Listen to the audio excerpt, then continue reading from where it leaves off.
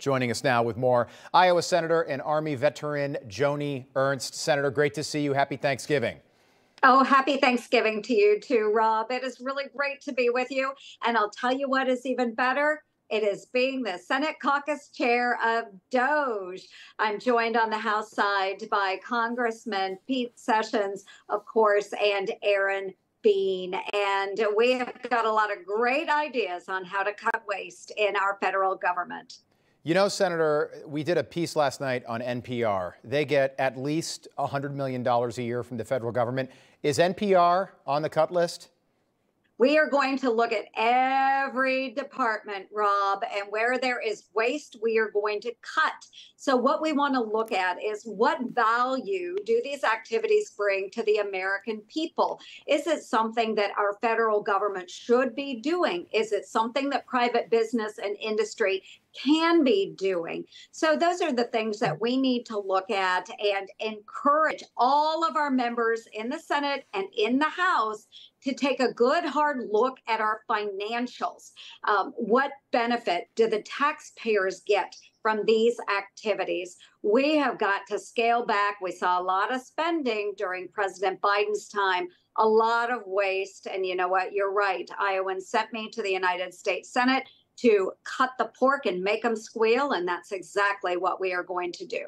Yeah, nobody in the Senate has ever had an opportunity like this, but we've got to get there first. Inauguration Day on January 20th.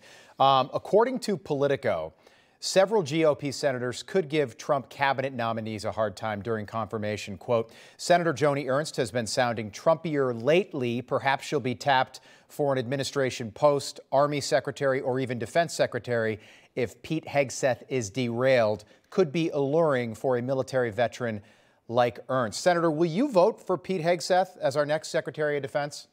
Well, I am excited to meet with him. I've had a phone conversation already. He's done great work for our veterans. He is actually coming to the Hill that first week of December, and I will be sitting down with him. So we'll have a great conversation, I am sure. We will vet all of our nominees. But what I will say to all of our folks out there, President Trump is nominating great nominees that are going to come into the administration and shake up these agencies. That's exactly what we need at this time and space. We really do need that change agent, that disruptor. That is President Trump. So we will be vetting thoroughly all of his nominees, but I look forward to supporting as many as I possibly can. But you're not at a definitive yes or no. No, right I'm now. not. I'm not yet with any of those nominees. As a senator, I have to vet carefully. But let me tell you, I had a great discussion with President Trump down at Mar-a-Lago and very excited for a number of his choices. Okay, good. Your vote is going to be crucial for many of these nominees, like Tulsi Gabbard, like RFK Jr., who may be on the fence in the Senate. Trump can lose, I believe, 3 votes and still have his nominees get through with J.D. Vance as the tie-breaking vote. Politico had a piece last week, a list of GOP senators, and I think it's interesting, given what happened 3 weeks ago Tuesday on Election Day, that there are so many GOP senators that are apparently on the fence about Trump cabinet nominees, and Senator, your name was on the list. What do you make of that? Yeah, I think it's really funny that all of these pundits are out there sharpshooting all of us.